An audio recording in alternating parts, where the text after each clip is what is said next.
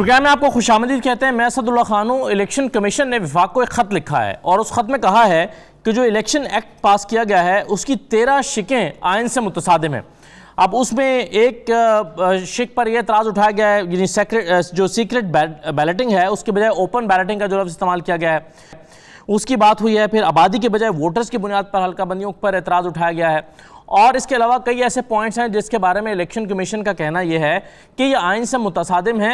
वज़ीर आज़म के नोटिस में ये लाया जाए, ये मुतालबा किया है। अब मामला यह है कि अपोजिशन को सिर्फ इस पर नहीं, कुछ और चीज़ों पर भी एतराज़ है। मिसाल के तौर पर अपोजिशन को इलेक्ट्रॉनिक वोटिंग मशीन के इस्तेमाल पर भी तहफ़्फ़ुज़ात हैं और उनको लगता है कि इससे इलेक्शन जो साख है वो मुतासर होगी। अब किस बुनियाद पर होगी ये तो आज हम प्रोग्राम में बात करेंगे। दूसरा, ओवरसीज़ पाकिस्तानियों को वोट का हक दिलाने के हवाले से अपोजिशन का जो नुक्ता नज़र है वो मुख्तलिफ है। इस सिलसिले में आप एहसन इकबाल साहब का बयान तो सुन ही चुके हैं कुछ दिन पहले, जिसमें उन्होंने कहा था कि जी जो ओवरसीज़ पाकिस्तानी हैं उनको पाकिस्तान की सियासत के बारे में कुछ इल्म नहीं है। लेकिन ये सिर्फ यही नहीं है बल्कि और बहुत से ऐसे बारीक नुक्ते हैं इसमें जिसकी वजह से अपोजिशन मुखालफत कर रही है कि ओवरसीज़ पाकिस्तानियों को वोट का हक नहीं मिलना चाहिए। अब मामला यह है कि इस सारी सूरत हाल पर तमाम अपोजिशन एक बार फिर इकट्ठी हो गई है और अब ऑल पार्टीज कॉन्फ्रेंस बुलाने का ऐलान किया है शहबाज शरीफ साहब ने, जिससे इत्तफाक किया है अपोजिशन की बाकी पार्टीज ने बशमूल पाकिस्तान पीपल्स पार्टी। और इन सबको लगता है कि इलेक्शन एक्ट जो में तरामीम की गई हैं ये वाकई नामुनासिब हैं और इस पर इनके तहफ़्फ़ुज़ात हैं। तो एक तो आज प्रोग्राम में हम इस पर बात करेंगे कि दूसरे हिस्से में हम गुफ्तगू करेंगे नया पाकिस्तान हाउसिंग स्कीम के हवाले से। हुकूमत इस स्कीम के ज़रिए से क्या इनकलाबी तब्दीलियाँ लाने जा रही है? वो जो 50 लाख घर बनाने थे वो कितने बन पाए हैं? क्या तरीक़ाकार है?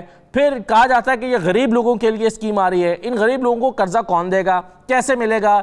ये गरीब लोग जो दिहाड़ीदार मजदूर हैं, जिनका कोई बैंक अकाउंट नहीं है, जिनकी कोई बैंक ट्रांजैक्शंस नहीं है, जो अपनी साख का इजहार नहीं कर सकते, इनको क्या बैंक कर्जा देंगे? तो बहुत सारी बारीक ऐसी बातें हैं जिसके बारे में या नुक्ते हैं जिसके बारे में आज प्रोग्राम में हम जानने की कोशिश करेंगे। ये दोनों मौज़ूआत आज हमारे प्रोग्राम का हिस्सा रहेंगे। हम एक छोटा सा ब्रेक ले रहे हैं, ब्रेक के बाद वापस आते हैं। मेहमानों का तारुफ मैं आपसे कराता हूँ, ब्रेक के बाद मिलते हैं।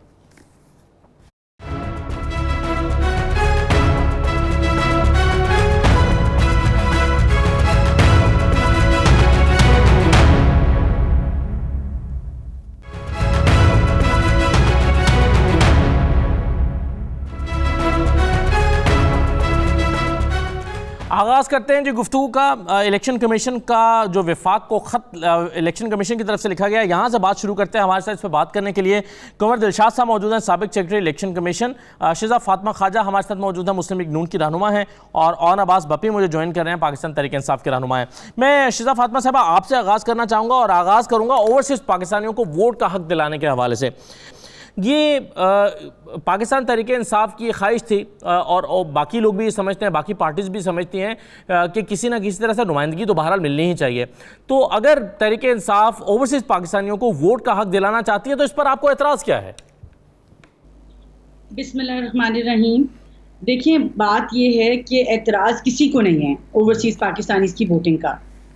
हुआ ये था कि जो इलेक्शन एक्ट बना 2017 का, उसके अंदर बात हुई और वो बना था, अगर मैं आपको बात बता दूं, 119 मीटिंग्स के बाद और तमाम पॉलिटिकल पार्टीज के कंसेंसस के बाद, उसमें पीटीआई भी बैठती थी। और एक कंसेंसस, क्योंकि हमारा ये मानना था कि जो इस तरह के लॉन्ग टर्म इम्प्लीकेशन वाली बिल्स होते हैं या लॉ होते हैं, उनको अगर आप कंसेंसस के बगैर ना बना लें तो वो उनकी इफादियत ही ख़त्म हो जाती है, उनका मकसद ही नहीं रहता। तो हमने 119 मीटिंग्स ओवर 3 इयर्स की electoral committee, election reform committee की, उसमें तमाम पार्टीज को बिठाया, सेटिस्फाई किया और ये बिल पास हुआ। उस इलेक्शन एक्ट 2017 में एक सेक्शन 94 था जो कि तमाम पार्टीज ने अग्री किया कि कमीशन जो है वो एक पायलट प्रोजेक्ट रन करेगा ओवरसीज पाकिस्तानीज के लिए बाय इलेक्शन में। उसके अंदर वो असर्टन करेगा कि उसकी टेक्निकल एफिकेसी होनी चाहिए, उसकी सीक्रेसी होनी चाहिए, उसकी सिक्योरिटी कैसे होगी, उसकी फाइनेंशियल फीजिबिलिटी क्या होगी। और वो जब बाय इलेक्शन में 1-2 में वो पायलट प्रोजेक्ट रन हो जाएगा तो उसका रिजल्ट गवर्नमेंट के पास आएगा, और जब वो रिजल्ट गवर्नमेंट के पास आएगा तो अगली असेंबली सेशन पे वो जो रिजल्ट है वो गवर्नमेंट जो है वो पार्लियामेंट को पेश करेगी, पार्लियामेंट उसके ऊपर सेटिस्फाई होगी, उसके बाद ये जो पूरा मैकेनिज्म है उसको हम रेगुलराइज कर देंगे। तो एक तरीकाकार है ना काम करने का। आप जरूर ओवरसीज देखें, हमारे बिल्कुल हमारी रेमिटेंस आती है, हमारा इतना काम चलता है, ओवरसीज पाकिस्तानीज आखिर पाकिस्तानी है, हम उनको बिल्कुल डिसएंफ्रेंचाइज करना चाहते हैं। इसमें तासुर ये है कि चूंकि पाकिस्तान तहरीक इंसाफ की सपोर्ट ओवरसीज पाकिस्तान में सबसे ज़्यादा है, तो मुस्लिम लीग नून को खतरा यह है कि पाकिस्तान तहरीक इंसाफ ज़्यादा वोट ले जाएगी, इसलिए वो मुखालफत कर रही है इस बात की। ये एक परसेप्शन है और तहरीक इंसाफ का मानना भी है। इस पर आप क्या कहेंगी? परसेप्शंस आप जो मर्जी बनाते रहें, कहते रहें, आप अगर मैं कोई लॉजिकली गलत बात कर रही हूं तो आप मुझे जवाब दें। हमारे पास कोई फाइनेंशियल फिजिबिलिटी नहीं है, हमारे पास कोई टेक्निकली साउंड मैकेनिज्म नहीं है। पार्लियामेंट को जो है, अगर हमने तमाम पार्टीज के कंसेंसस से एक लॉ बनाया था, आप उसको चेंज करना चाह रहे हैं, आपको जल्दी क्या है? 2 साल इलेक्शन तो नहीं होने वाला ना। आप 6 महीने ही मीटिंग्स कर लें और उसके बाद सेटिस्फाई करके सबको, हर दूसरे दिन इस मुल्क में बाई इलेक्शन होता है, 29 जुलाई को फिर बाई इलेक्शन आ रहा है। आप पायलट प्रोजेक्ट्स 1-2 रन करें, देखिए उनकी फिजिबिलिटीज क्या निकल रही हैं, उसके बाद पार्लियामेंट के पास लेके आए, डिस्कशन करके पास कर दें। आखिर 2023 से पहले अगर आपको लगता है कि आप अपना टेन्योर मुकम्मल कर रहे हैं, अगर आपको जल्दी है, आप 6 महीने बाद हुकूमत से जाना चाहते हैं, वो एक अलग बात है, उसके बारे में हम कुछ नहीं कह सकते। लेकिन फिलहाल तो यही नजर आता है कि हमारे पास अगर 2 साल हैं तो हम उनको प्रॉपर प्रेजेंटेशन दें, एक तरीके से दें। अभी हमें बहुत ज्यादा रिजर्वेशंस हैं। देखिए हमारे साथ जो 2018 की धांधली हुई है, हमें इस के साथ धांधली के पर्सपेक्टिव से रिजर्वेशंस हैं। हमें ये कोई टेंशन नहीं है कि तहरीक इंसाफ का वोट बहुत ज्यादा है, वो ऑनलाइन वोट इनका होगा ज्यादा, उससे हमें फर्क नहीं पड़ता। लेकिन ये तो एक बिल्कुल इन द ब्लाइंड जो है। आपको लगता है कि इससे धांधली के इम्कानात बढ़ जाएंगे? मैं ये सवाल जो है वो कंवर दिलशाद साहब के सामने रखना चाहता हूँ। कंवर साहब, इलेक्ट्रॉनिक वोटिंग मशीन के हवाले से ज़रा बताइए, आपके ख्याल में इसके इस्तेमाल से खदशा है कि धांधली के इम्कानात ज़्यादा हो जाएंगे या धांधली कम होगी? यानी गवर्नमेंट की इंटेंशन तो यही है कि इलेक्ट्रॉनिक वोटिंग मशीनों के ज़रिए से धांधली ख़त्म हो जाएगी। आप क्या समझते हैं? देखा, शुरू तौर पर सबसे पहले मैं अपनी मोहतरमा का बहुत मशकूर हूँ कि उन्होंने बहुत खूबसूरत अंदाज में ओवरसीज़ पाकिस्तान के बारे में अपनी तमाम जो है इलेक्शन कमीशन के हवाले से भी और इलेक्टोरल रिफॉर्म के हवाले से गुफ्तगू की है। बहुत अच्छी बात की है, मैं एग्री करता हूँ इसमें। लेकिन सबसे नहीं, मैं ठीक है, वो तो एक हुआ था तजर्बा महारीपुर में, और उसमें 117 वोट आए थे हमारे ओवरसीज़ पाकिस्तानियों ने, और नादरा का सिस्टम नाकाम हो गया था। नादरा ने हाथ उठा लिए थे, जी हम नहीं कर सकते। तो वो तमाम रिपोर्टें मोहतरमा ने ठीक फरमाया है कि तमाम रिपोर्टें जो हैं वो कौमी असम्बली में पेश की जाएँ। और वो इलेक्शन कमीशन ने भी यही कहा कि हमने 2-3 जगह तजर्बा करके देखा, तो वो नादरा ने भी कहा जी ये नामुमकिन है। तो ये रिपोर्टें कौमी असम्बली में बहस हो, ठीक हमारी मोहतरमा ने बात की है। ये अब हम आगे चलते हैं। अब आपका जो इलेक्ट्रॉनिक वोटिंग मशीन के हवाले से जो आपने सवाल किया, ये बड़ा अच्छा सिस्टम है। ये दुनिया भर के तमाम सिस्टम में ये है, ये कामयाबी से नहीं चल रहा। 4 या 5 मुल्कों में ये कामयाबी से चल रहा है, जिसमें थाईलैंड है, फिलिपाइन है, इंडिया है, और एक छोटा सा मुल्क एस्तोनिया है जिसकी आबादी 4-10 लाख है, तो वोटर 1.5 लाख है। ये तमाम मामला को देखते हुए हमें सबसे पहली बात यह है कि हमारी हुकूमत को बड़ी ठंडे दिल से गौर खोज करना चाहिए। फिलिपाइन का सिस्टम बेहतर है। मेरी चंद रोज़ पहले सदर मुमलिकत से मुलाकात हुई, तो उन्होंने भी यही कहा जी जो है फिलिपाइन का सिस्टम मैंने देखा है। मैं 2016 में गया था वफद के हमरा, तो वो बेहतर तरीका है। तो हमें तजवीज़ पेश ये की थी जी, चीफ इलेक्शन कमिश्नर की सरबराही में एक वफद जो है इंफॉर्मेशन टेक्नोलॉजी के इतने माहिरीन हैं 4-5, उनकी सरबराही में आप फिलिपाइन भेज दें, वो तमाम तरीका देख आएंगे। वो उन्होंने ये फरमाया था ये इंडिया से बेहतर है फिलिपाइन का इलेक्ट्रॉनिक वोटिंग मशीन। उनके जब वफद आ जाएगा, फिर रिपोर्ट पेश कर देंगे, तो तमाम पार्टियों को भी ये ब्रीफिंग दे देंगे, तो एक नतीजा खेज बात निकल आएगी। आप देख रहे मुल्क के चीफ एग्जीक्यूटिव जो है प्राइम मिनिस्टर साहब को ये अच्छा नहीं लगता, हमें तो अच्छा नहीं लगता, वैसे उनकी मर्जी है कि वो एक इलेक्ट्रॉनिक वोटिंग मशीन पर मार्केटिंग कर रहे हैं। भाई मार्केटिंग करने का मकसद क्या है? ये चीफ इलेक्शन कमीशन का काम है। इलेक्शन कमीशन इस पर आवाम को बताए कि इसके ये फायदे हैं, ये नुकसान है, हम इस पर काम कर रहे हैं, तो ये एक अच्छा हल निकल आएगा। अब जैसे आपने इंट्रोडक्शन रिमार्क्स में बताया कि इलेक्शन कमीशन ने प्राइम मिनिस्टर साहब को रेफरेंस भिजवाया कि जनाब आप इस पर गौर फरमाएं। सबसे पहली बात ये, जो कौमी असेंबली में बिल जो पेश होता है वो प्राइम मिनिस्टर की मंजूरी से ही होता है। तो अब उन्होंने ये जो तमाम जो आपने बताया है अपने इलेक्शन कमीशन ने प्राइम मिनिस्टर साहब को, तो प्राइम मिनिस्टर साहब को भी चाहिए कमेटी मुकर्रर कर दें। सईद अली जफर बैठे हुए हैं, डॉक्टर फारूक नसीम है, तो उनकी सरबराही में एक कमेटी बना दें, तो वो ताकि इसमें फैसला कर लें कि इसमें क्या इसमें फायदे हैं, क्या नुकसान हो गया, कहाँ से आइन से टकराव हो गया, मुतसादम हो गया।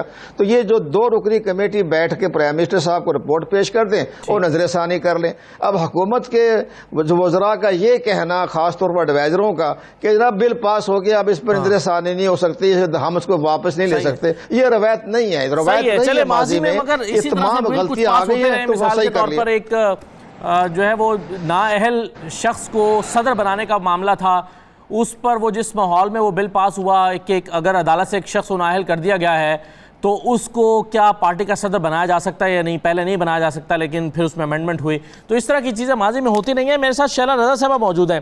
अब मुझे ये हम बात करें इलेक्शन कमीशन के एक्ट के हवाले से, तरमीम के हवाले से, और इस पर जो तहफ़्फ़ुज़ात हैं इलेक्शन एक्ट पर, मुझे ये बताइए कि आप इस पर ऑल पार्टीज़ कॉन्फ्रेंस बुलाना चाहते हैं। शहबाज शरीफ साहब, आप भी इस पार्टी और ऑल पार्टीज कॉन्फ्रेंस में शिरकत करने के लिए रजामंद हैं, यानी अगर पीडीएम का प्लेटफॉर्म नहीं है तो आप किसी और प्लेटफॉर्म पर नून लीग और मौलाना फजल रहमान साहब के साथ बैठ सकते हैं, अगर उसका नाम तब्दील कर दिया जाए, उसका नाम पीडीएम ना हो, लेकिन यही लोग बैठे हों, तो आप उनके साथ बैठ जाएंगे? पीडीएम का प्लेटफॉर्म एक अलग प्लेटफॉर्म था, जिसमें बाकायदा जो है वो तरीक़ाकार जो है वो वज़ा किया गया था और पूरी एक रोड मैप दिया गया था। जब उसका सिलसिला खत्म हुआ तो उसमें कहीं ये बात नहीं थी कि किसी फोरम पे किसी से कोई बात नहीं की जाएगी। पीडीएम जो है एक मिनिमम पॉइंट एजेंडा था जिस पर ऑपोजिशन पार्टीज या उन्होंने एक प्लेटफॉर्म पर आई थी, लेकिन इसका मतलब ये नहीं है कि अगर वो खत्म हो गया तो हम जो है वो किसी तरह इकट्ठे नहीं हो सकते। जो भी गलत बात आएगी और जिसकी तरफ से आएगी हम उसकी मुखालफत करेंगे। सही है। अच्छा, मुझे ये बताइए कि पीपल्स पार्टी का क्या मौक़िफ़ है ओवरसीज़ पाकिस्तान इसको वोट का हक देने के हवाले से, जो पाकिस्तान तहरीक इंसाफ चाहती है, इस पर आपकी भी वही राय है जो नून लीग की है या मुख्तलिफ राय रखते हैं आप? देखिए, बात यह है कि आपको पहले ये बात समझनी चाहिए कि कॉन्स्टिट्यूशनल अमेंडमेंट किसी बिल के जरिए इस तरह से नहीं लाई जा सकती, और इस तरह का पार्लियामेंट जो है वो कानून कोई पास नहीं कर सकती। ये कॉन्स्टिट्यूशन में लिखा हुआ है कि जिससे कमीशन के इख्तियारात वापस लिए जाएं या इन्हें कम कर दिया जाए। अब एक चीज में लपेट के आप दूसरी चीज में लपेटते, तो पहले हमें ये देखना चाहिए कि ये कर क्या रहे हैं, किस तरीके से कर रहे हैं। और चलिए, ऑपोजिशन की पार्टीज तो है ही खराब, अब ये कह रहे हैं कि इलेक्शन कमीशन का भी किरदार सही नहीं है, हमारी नजर में वो भी मुतनाज़ है। तो ये तरीके जो हैं, अब देखिए, मैं जो हूँ वो कॉन्स्टिट्यूशन साइट पे, इकोनॉमिक साइड पे बहुत ज्यादा समझती हूँ कि एक्सपर्टीज बिल्कुल भी नहीं है, जीरो से भी नेगेटिव पे है। लेकिन जब कुछ चीजें सामने लाई जाती हैं तो इंसान को ये समझ आ जाता है कि ये बात गलत हो रही है। अब इलेक्शन कमीशन जो है उसके लिए कौमी असेंबली के सेक्रेटरीट के जो जराए हैं वो ये कह रहे हैं कि इलेक्शन कमीशन की राय पर बहस नहीं की गई, हालांकि इलेक्शन कमीशन ने तहरीरी तौर पे बताया था। तो आप जिनको नहीं करते उनको आप इतना गलत समझते हैं कि आप जो है वो इसमें कॉन्स्टिट्यूशन को भी गलत कर देंगे अपनी चला के। जब कहा यह जा रहा है कि ये स्टैंडिंग कमेटी में था और इलेक्शन कमीशन को तो उन्होंने कह दिया कि डस्का में और कराची में गलत था, वो गलत है। तो और ऑपोजिशन को उन्होंने कहा कि इनकी पार्टीज ने हिस्सा नहीं लिया। तो जिस जगह पर अगर ऑपोजिशन नहीं होती किसी मुल्क में, किसी सूबे में, किसी जगह, तो क्या हुकूमत को ये इख्तियार होता है कि वो ऐसी लेजिस्लेशन करे जो कि हमारे कॉन्स्टिट्यूशन को वायलेट कर दे? एक तो सवाल ये है। दूसरी बात यह है कि अगर आपने असेंबली से एक चीज पास कर दी, जो गलत है, और माजी में भी कुछ आपके पास इस तरह की बात है, तो क्या गलती के ऊपर गलती करने का जवाज है कि दूसरों ने ये किया, या ये कि अब आपने कहा कि भाई हर काम तो दूसरों ने गलत किया था तो हम मुल्क को इस तरह नहीं चला सकते। हाँ। तो क्या अब आप इसको भी ऑपोजिशन पे डालेंगे? माजी के गलत चीज़ों को जस्टिफाई नहीं, दूसरे गलत कामों से जस्टिफाई नहीं किया जा सकता, बिल्कुल ठीक बात है। लेकिन हर मामले में हम शिजा साहबा देखते हैं ना कि धांधली का शोर मचता है। जहाँ डस्का पे भी शोर मचा, कराची के इलेक्शन में भी आप लोगों को एतराज़ था कि यहाँ पर धांधली हो गई है। धांधली को ख़त्म करने ही की तो एक हुकूमत कोशिश कर रही है ना ईवीएम मशीन्स के ज़रिए से। अब अगर ईवीएम जो हैं वो आप समझते हैं कि उसको बेहतर तरीके से किया जा सकता है, आपकी तजावीज़ आ सकती हैं, लेकिन या आप समझते हैं कि ये सरासर सिस्टम ही गलत है? आपको क्यों लगता है कि इससे धांधली बढ़ जाएगी? अगर कई मुल्कों में या कुछ मुल्कों में कामयाबी से चल रहा है तो पाकिस्तान में भी तजर्बा कामयाब हो सकता है। करने तो दीजिए, धांधली का शोर तो पहले भी मच रहा है। देखिए, बात ये है कि जहाँ तक ईवीएम्स का ताल्लुक है, हम क्यों कहते हैं, क्योंकि हमारा, मैं वापस आती हूँ 2018 का जो हमारा आरटीएस का या आरएमएस का जो एक एक्सपीरियंस है, हाँ। जिस तरह बैठा और वो स्लो डाउन हुआ, वो अच्छा भला 8 बजे तक वो अच्छा भला चल रहा था। उसके बाद हमारे जिस तरह पोलिंग एजेंट्स को दफ्तरों से मार के बाहर निकाला गया, खास तौर पे खवातीन को, और जिस तरह से वो फिर आरटीएस बैठ गया और फिर ठप्पे लगे वोटों के ऊपर, और जो एक वहाँ पे तूफान फैला एकदम से 8 बजे के बाद, और फिर 2 दिन तक किसी का रिजल्ट ना निकल सका, वो चीज़ हमारे सामने। और ये तो एक इलेक्ट्रॉनिक वोटिंग मशीन है। ये हर मशीन जो है आपको हर कॉन्स्टिट्यूएंसी के लिए अलग बनानी पड़ेगी, क्योंकि उसमें आपको उसका इलेक्टोरल रोल रजिस्टर करना पड़ेगा। इसकी बहुत बड़ी फाइनेंशियल कॉस्ट है, सबसे पहली बात। दूसरी बात ये है कि जहां तक इसकी धांधली का मामला है, it is susceptible to cyber crime. Cyber policing हमारी इतनी स्ट्रांग नहीं है कि हम उसको प्रोटेक्शन दे सकें। हमें बिल्कुल खदशात हैं कि इसको जो है वो मिसयूज किया जा सकता है। इसके अंदर इलेक्टोरल वोट्स की लिस्टों को मिसयूज किया जा सकता है। इसके अंदर जो वोट कास्टिंग है उसकी फुल हैकिंग हो सकती है। इसके अंदर काउंटिंग की हैकिंग हो सकती है। जब तक हम इस सिस्टम से सेटिस्फाई नहीं होते, इसीलिए तो पायलट प्रोजेक्ट का एक हमने रखा था, एक प्रोविजन रखी थी कि एक पायलट प्रोजेक्ट आप रन कर दें। अब आपने खुद ही सुन लिया कंवर साहब के जरिए कि वो पायलट प्रोजेक्ट्स चुके हैं। एक सिस्टम है जिसमें नादरा और ईसीपी दोनों हाथ उठा चुके हैं। तो आप उस सिस्टम को एक जनरल इलेक्शन में किस तरह इम्प्लीमेंट कर सकते हैं? आप मुझे अंदाजा बताएं, आपके पास कोई फिजिबिलिटी है कि आप ये अपनी एम्बेसीज में किस तरह वोट कास्ट कराएंगे, किस तरह ईवीएम्स वहां पहुंचेंगी, उनकी साइबर सिक्योरिटी अक्रॉस कंट्री जो इंटरनेट गेट होते हैं उस पर आप किस तरह इंश्योर करें? हम किस तरह जो है वो सेटिस्फाई हो जाएं कि यहाँ जो रिजल्ट आ रहा है वो वही रिजल्ट होगा जो वोटर्स की मंशा के मुताबिक होगा।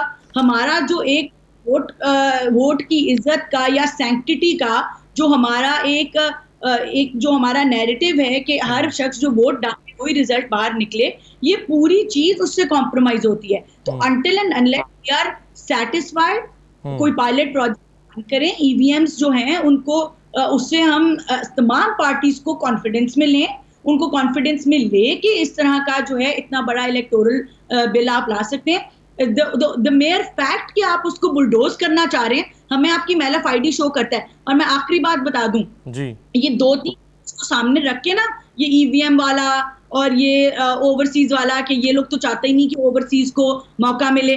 जो ये प्रोविजन इस एक्ट में ला रहे हैं, मैं आपको बताना शुरू करती हूँ।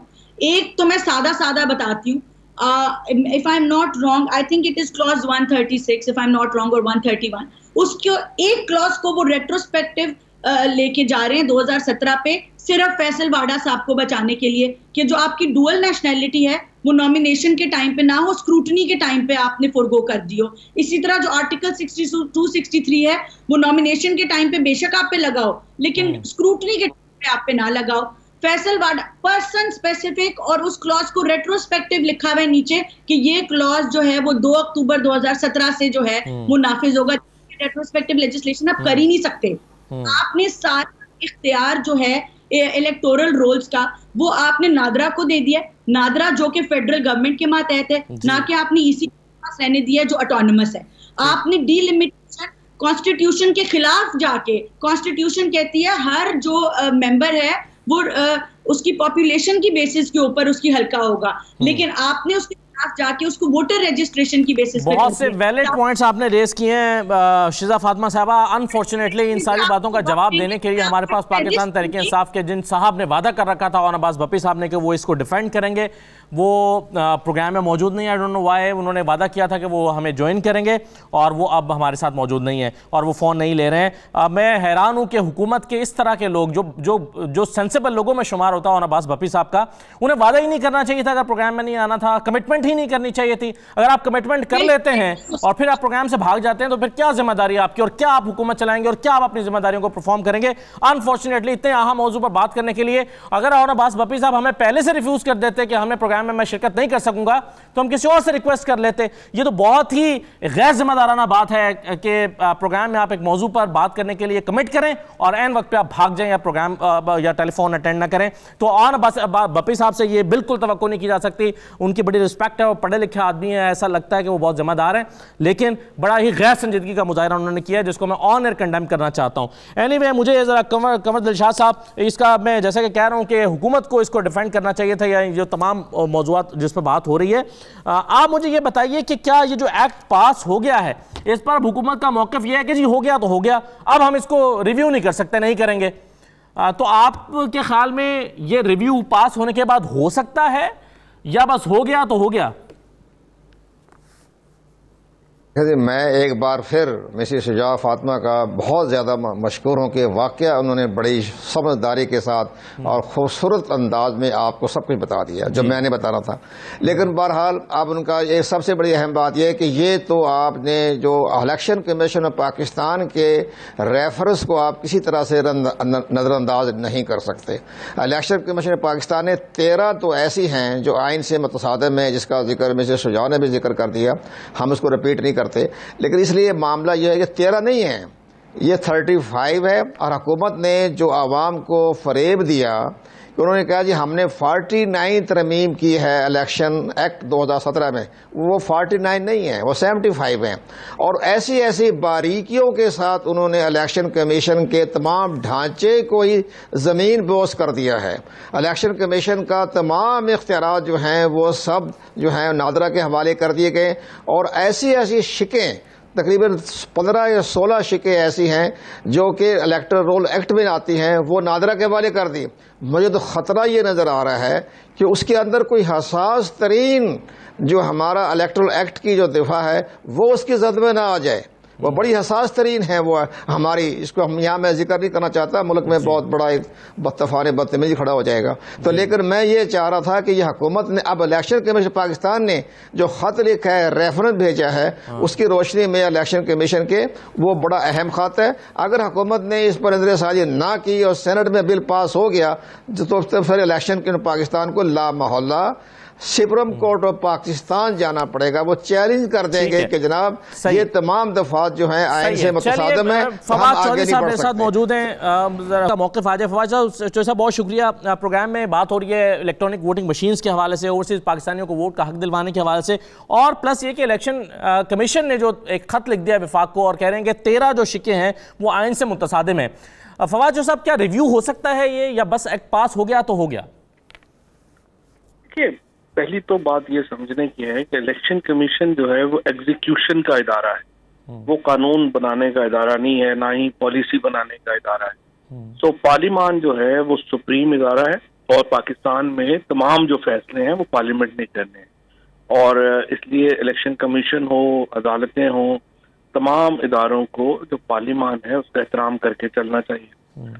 दूसरी बात यह है कि ये जो 13 नुकाती जो पॉइंट जो इलेक्शन कमीशन ने दिए हैं उनमें कोई ऐसी वैसे कोई चीज नहीं है कि जिससे को वो सिर्फ ये कह रहे हैं कि फलानी शिक अगर फलाने कानून के नीचे हो तो बेहतर है और फलानी शिक फलाने के नीचे हो तो बेहतर है।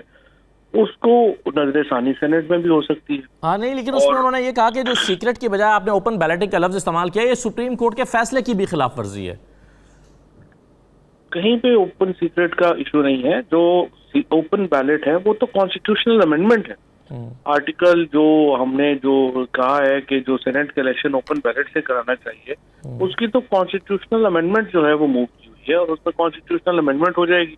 और जहां तक अभी है कि हम तो समझते हैं कि सुप्रीम कोर्ट ने इलेक्शन कमीशन का बुनियादी काम ये है शफाफ इलेक्शन कराना, जिस पे तमाम फ्रीकैन जो है उनका एतबार हो। मसला ये आ रहा है कि इलेक्शन कमीशन अभी तक अपना इस किरदार में उतना कामयाब दिखाई नहीं देता। जो भी इलेक्शन हारता है वो कह देता है इलेक्शन साफ नहीं हुआ। तो इलेक्शन कमीशन को तो असल में आगे बढ़ के हुकूमत की मदद करनी चाहिए और आगे मिलकर चलना चाहिए कि कैसे हम इलेक्शन शफाफ बनाएं। अगर और तजावीज़ हैं तो वो दे दें, उसको इम्प्लीमेंट कर लेंगे। फवाद चौधरी साहब, एक ऑपोजिशन का एतराज़ ये है कि आपने जिस अंदाज में एक्ट पास किया है, ऑपोजिशन को आपने ऑन बोर्ड नहीं लिया, उनसे मुशावरत नहीं की, बहुत जल्दबाजी में किया है। इलेक्शन में भी 2 साल पड़े हैं, इस पर मजीद आप टाइम ले सकते थे, मजीद चीज़ों को बेहतर किया जा सकता था। और अब ऑपोजिशन की एक ऑल पार्टीज कॉन्फ्रेंस भी होने जा रही है, तो आप नहीं समझते कि ऑपोजिशन की तजावीज़ लेकर ज़्यादा बेहतर तरीके से खुश उसलूबी के साथ ये अमल किया जा सकता था? लेकिन ये तो पोजीशन जो मर्जी कहती रहे, आपको अपनी रिसर्च करनी चाहिए ताकि आप जब सवाल करें तो आपके पास पूरी जो है वो मालूमात होनी चाहिए। पहली बात तो यह कि अक्टूबर पिछले साल से ये बिल असेंबली में पड़ा हुआ, तो आपके ख्याल में अभी तकरीबन जो है वो 10 महीने काफी नहीं है कि उसके ऊपर हम आगे बढ़े? और अगर अपोजिशन बढ़ने में इंटरेस्टेड नहीं है तो क्या हमें इस्लाहात करनी नहीं चाहिए? अब सवाल ये पैदा होता है कि अगर अपोजिशन बिल पढ़ने को ही तैयार नहीं, अपनी मुतबादल तजावीज़ देने को ही तैयार नहीं है, तो क्या पाकिस्तान को रुक जाना चाहिए और एक स्टैंड स्टिल हो जाना चाहिए?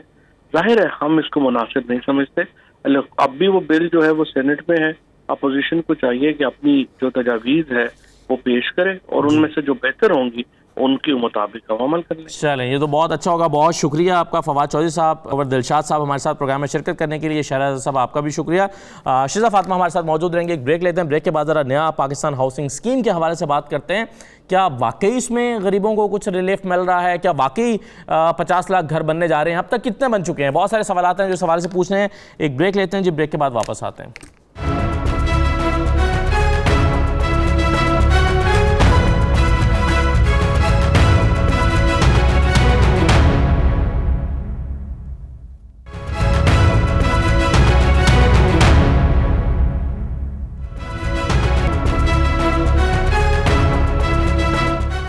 खुशामदीद कहते हैं आपको प्रोग्राम में दोबारा। नया पाकिस्तान हाउसिंग स्कीम जिसके तहत 50 लाख घर बनने थे, कंस्ट्रक्शन इंडस्ट्री को बड़ी मराद दी गई हैं। लो कॉस्ट हाउसिंग स्कीम जो है उसके लिए बजट भी मुख्तस किया गया है। इस बजट में दावा भी किया गया है कि वो उस पर काम होगा।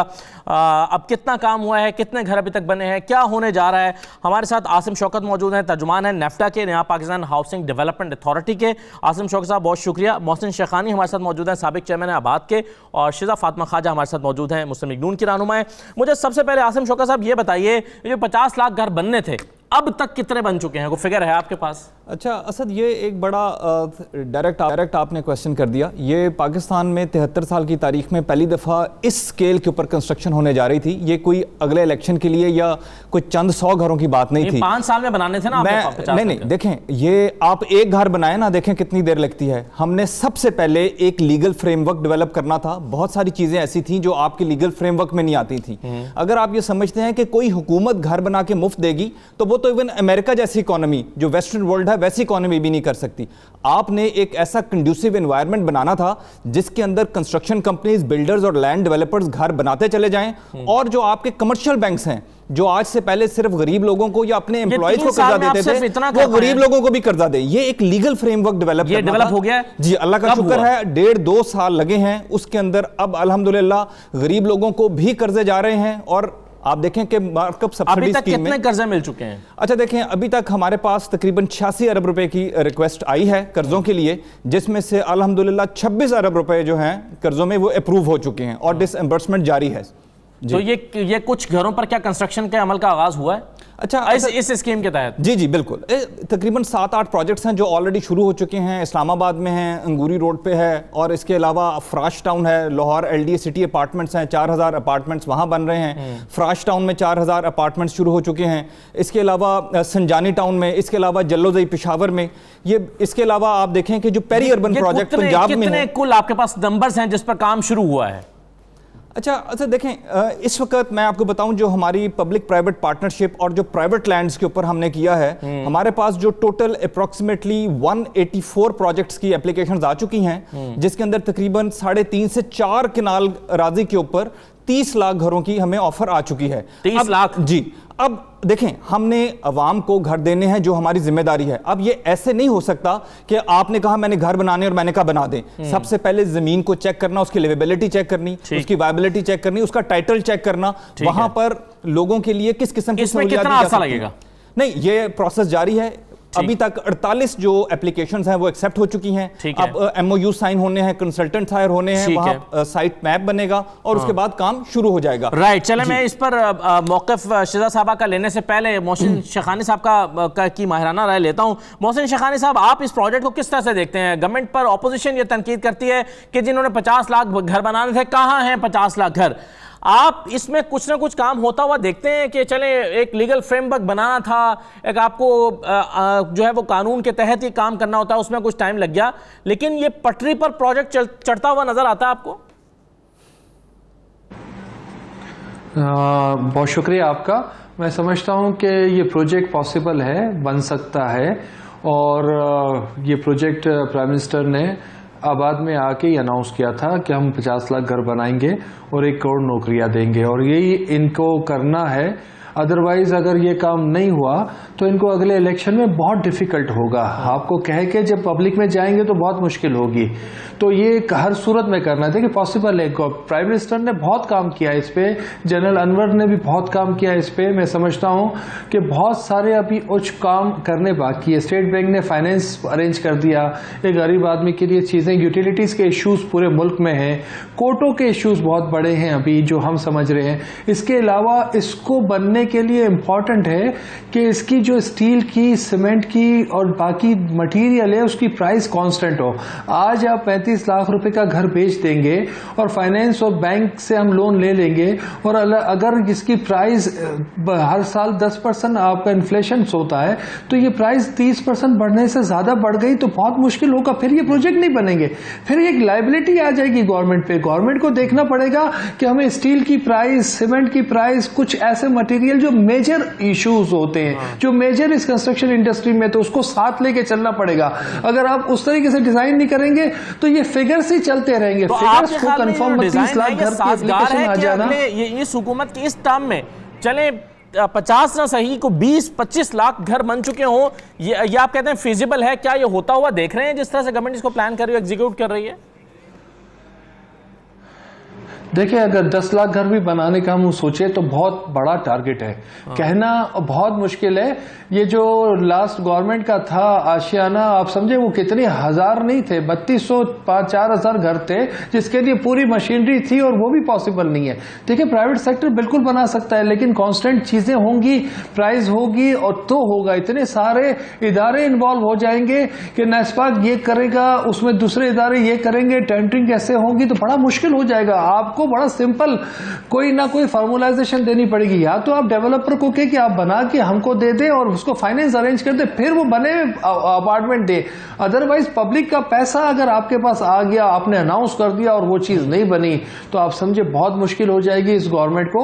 इस गवर्नमेंट ने बहुत कोशिश की है। मैं कह रहा हूं पाकिस्तान की हिस्ट्री में किसी ने इतनी कोशिश नहीं की हाउसिंग सेक्टर के लिए जितनी प्राइम मिनिस्टर ने खुद की है। हर हफ्ते वो मीटिंग में बैठते हैं, लेकिन ब्यूरोक्रेसी, हर्डल, आपके यूटिलिटीज, बहुत बड़े प्रॉब्लम्स है हमारे यहाँ। शिजा फातिमा साहिबा, प्राइम मिनिस्टर की कोशिशें हैं, एक डेवलपमेंट अथॉरिटी बन चुकी है, नया पाकिस्तान हाउसिंग डेवलपमेंट अथॉरिटी, काम हो रहा है, बैंकों से कर्जे मिल रहे हैं, डिस्बर्समेंट हो रही है, काम शुरू हो रहा है। क्या आप लूप होल्स देखती हैं इसमें? क्या पॉजिटिव चीजें देखती हैं? कैसे एनालाइज करती हैं पूरे प्रोजेक्ट को? देखिए, बात यह है कि जो वजीर आजम साहब हैं, उन्होंने वादे क्या किए थे, पहले तो हम उनको देखें। वादे ये किए थे कि हम 50 लाख मुफ्त घर देंगे। मैं इनसे इत्तेफाक करती हूँ कि अच्छे से अच्छा मुल्क भी नहीं देता, ना दे सकता है, ना वो प्रैक्टिकल है। हम लेकिन झूठ एक्सपोज करना वजीर आजम का या इमरान खान साहब का हमारा फर्ज। वो कह रहे हैं मुफ्त घर देने का नहीं कहा था। 50 लाख घर बनाएंगे और अभी भी प्लेज यही है कि लोगों को सस्ता और म्यारी घर देंगे। चलें, अब उनका मौक़िफ़ ले लें शिजा साहबा का। जी आप अपनी बारी में बात कर जी, प्लीज कैरी ऑन। जरा मेरे पास जी, कहिए। अच्छा, ये कि कहीं पे प्राइवेट लोन्स की बात नहीं हुई थी। इस वक्त लोगों के पास कोलैटरल रखवाने को नहीं है। इन्होंने कहा है कि ट्रस्ट के तहत ये कोलैटरल माफ करवाएंगे, मगर बैंक्स ये असल में ये होना मुश्किल होता है। हमने जो है वो अपना जो पीएम यूथ लोन स्कीम थी उसके तहत मैंने जाती तौर पर उस पर काम किया था। प्राइवेट बैंक्स को इशू आता है कोलैटरल के बगैर बैंक लोन देना। बैंक लोन्स कभी भी जो है मटीरियलाइज नहीं होंगे, और उसके ऊपर जो ये डाउन पेमेंट भी जो रखी जा रही है इन घरों की, वो भी गरीब से गरीब आदमी जो है वो दे नहीं सकता। दूसरी बात ये है कि इसके नया पाकिस्तान हाउसिंग स्कीम के अंडर इन्होंने काफी सारी जो प्राइवेट सोसाइटीज हैं उनको इनकॉर्पोरेट कर लिया, और दूसरा जो पब्लिक हाउसिंग वैसे ही बन रही थी, जिस तरह ये G13 के अंदर बन रही थी, गवर्नमेंट सर्वेंट्स की फ्लैट्स बन रहे थे, वो भी कोई 15,000 फ्लैट जो हैं वो नया पाकिस्तान हाउसिंग स्कीम का नाम नंबर पूरा करने के लिए आप कह रहे हैं ये टैक्टिक्स यूज किए गवर्नमेंट ने करती हैं। देखिए वो जो तीसरी बात, एक तो मैं इनसे ये भी पूछना चाहूंगी, ये काफी सारा जो काम है ये कच्ची आबादियों पे होना है, तो वो जो कच्ची आबादियों से लोग फारिग होंगे उनको क्या हम कोई उसके लिए कॉम्पनसेशन देंगे? क्या वो इस काबिल हैं कि वो इस नया पाकिस्तान हाउसिंग स्कीम के अंडर जो हैं वो घर खरीद सकें? बिल्कुल। और वो 50 लाख लोग जो पिछले, अब ये थोड़ी सी और एक बात है जो कि रियलिटी है हमारी, और ये करना हम लोगों को रिप्रेजेंट करते हैं, हमारा फर्ज है। वो 50 लाख लोग जो पिछले 2 साल में अपनी नौकरी गंवा चुके हैं, जिनके पास इस वक्त सैलरी भी नहीं है, क्या वो इस स्कीम से बिल्कुल सही है। ये 3-4 आपके सवाल हैं और सारे ही वैलिड क्वेश्चन है। मैं रखता हूं आसिम साहब के सामने। सबसे पहले तो ये बताइए आसिम साहब कि बैंक्स लोन देते हुए इतनी छान फटक करते हैं, एक आम आदमी और एक आम दिहाड़ीदार मजदूर, आप गरीब आदमी की बात करते हैं ना, उसके पास कोई बैंक स्टेटमेंट नहीं है, इवन उसका बैंक अकाउंट भी नहीं है, उसको बैंक कैसे कर्जा देगा? क्या उसको बैंक कर्जा देगा? अच्छा, बहुत शुक्रिया असद, ये बड़ा आपका वैलिड क्वेश्चन था, लेकिन मैं अपनी बहन के सवाल का एक जवाब दे दूं। उन्होंने कहा कि नया पाकिस्तान के लिए बैंक्स कोलेटरल मांगता है। देखें, पाकिस्तान की 73 साल तारीख में पहली दफ़ा मॉर्गेज का कानून मुतारिफ कराया गया है। इसका मतलब यह है कि आपने कोलेटरल नहीं देना, जिस घर में आप रह रहे होते हैं वही घर बैंक के नाम मॉर्गेज होता है। और इस प्रोजेक्ट की खूबसूरती यह है कि जब आप अपने घर में शिफ्ट हो जाएंगे तब आप सब्सिडाइज मार्कअप पे पहले साल 3% और अगले 5 साल 5% के ऊपर किस्त देना उस वक्त शुरू करेंगे जब आप अपने घर में शिफ्ट हो जाएंगे। कोई कोलेटरल नहीं है, वो घर ही मॉर्गेज होगा, और वो 5 साल 10 साल या 20 साल के बाद आप घर रिलीज करवा के अपने नाम करवा लेंगे। पहली चीज तो ये गलतफहमी दूर कर दें कि अपना घर के लिए कोई कोलेटरल देना है। ये मॉर्गेज का कानून पाकिस्तान में पहली दफा अल्हम्दुलिल्लाह मुतारिफ कराया है। तो इसमें आप कह रहे हैं कि आम मजदूर दिहाड़ीदार आदमी भी इसके लिए क्वालिफाई कर सकता है। अच्छा, ये अब दूसरा सवाल आ गया। ठीक है, अब देखें, जो बैंक है ना वो एक कमर्शियल ऑर्गेनाइजेशन है और वो अपने सरमाए का तहफ़्फ़ुज़ चाहती है। 1.5 से 2 साल लगे बैंकों को ये कॉन्फिडेंस देने के लिए कि आप गरीब आदमी को भी कर्जा दें। आप पिछली हिस्ट्री देखें कि बैंक तो या अपने एम्प्लॉइज को कर्जा देता था या अमीर आदमी को कर्जा देता था, लेकिन अब वो तमाम, फॉर एग्जांपल फोरक्लोजर लॉ आपके मुल्क में इफेक्टिव नहीं था, उसको इफेक्टिव किया है। अब मैं आपके क्वेश्चन की तरफ आता हूं, क्योंकि ये एक बड़ा वैलिड क्वेश्चन है। गरीब आदमी, बहुत सारे ऐसे लोग हैं जो शायद सैलरीड क्लास को बिलोंग नहीं करते, कोई डॉक्यूमेंटेड उनकी इनकम नहीं है, लेकिन वो रोजाना कुछ ना कुछ इनकम अर्न जरूर करते हैं और वो कुछ कमाते भी हैं और वो घर भी बनाना चाहते हैं। उसके लिए प्राइम मिनिस्टर इमरान खान साहब का बड़ा कंसर्न था कि ऐसे लोगों को लूप में लाया जाए। इसके लिए 2 चीजें की गई। पहले तो बैंक्स को स्टेट बैंक ऑफ पाकिस्तान और नैफडा ने मिलकर एक फार्मूला डिवाइस किया जिसको कहते हैं proxy and asset system. Proxy क्या है? फॉर एग्जांपल कि आप रेगुलरली अपना टेलीकॉम चार्ज करते हैं, टेलीकॉम पॉपअप करते हैं, उससे अंदाजा किया जा सकता है कि आप कितना कमाते हैं। फॉर एग्जांपल अगर आप किराए के घर में रहते हैं तो आप अपने घर का किराया देते हैं। फॉर एग्जांपल अगर आप यूटिलिटी बिल्स दे रहे हैं तो आपके बिल्स को जज किया जा सकता है। फॉर एग्जांपल अगर आपके 2-3 बच्चे किसी स्कूल में पढ़ रहे हैं तो आपके बच्चों की स्कूलों की फीस को देखा जा सकता है। ये वो पैरामीटर्स हैं। मुझे ये बताइए, जो प्राइवेट हाउसिंग स्कीम्स को आपने अपना नंबर पूरा करने के लिए उनको बीच में इनकॉर्पोरेट कर लिया, जैसे शिजा साहब कह रही है, ये तो एक जालसाजी है। अच्छा, मैं उस तरफ आता हूं, मैं पहले वो कंप्लीट कर दूं। दूसरा तरीका ये है, देखें, इससे पहले 3 टियर्स डिफाइन किए गए थे, अब एक टियर 0 डिफाइन किया गया है जिसमें माइक्रो फाइनेंस बैंक्स को इंक्लूड किया गया है, क्योंकि उनकी रीच जो है वो लो मिडिल लो इनकम जो तबका है उसमें बहुत ज्यादा होती है और वो पिछले कई सालों से लो इनकम तबके में काम कर रहे हैं और उनको डील करना भी आता है। उनको किया गया है जो कि 20 लाख तक आपको कर्जा आसान शराइत पे दे देते हैं ताकि गरीब आदमी जो है वो भी माइक्रो फाइनेंस बैंक से फायदा उठा सके। अब आ जाएं आपकी ये जो प्राइवेट हाउसिंग स्कीम की है, देखें, ये बल्कि उल्ट है।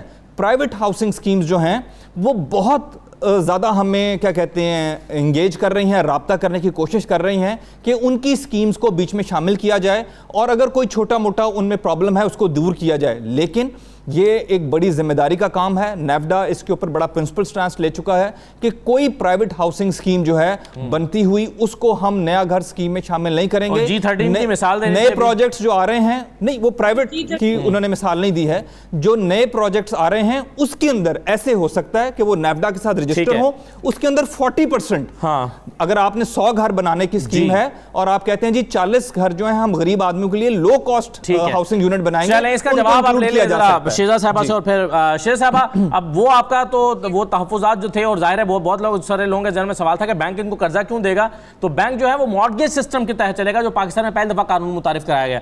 आप इससे कन्विंस्ड हैं इस जवाब से?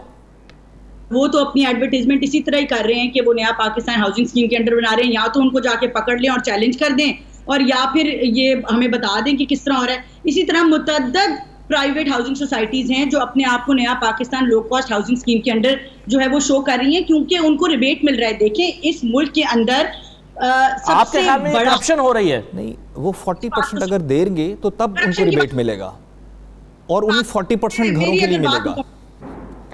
मेरी बात मुकम्मल होने दें, आपने बोल लिया है अपनी बात। जी जी बोलिए।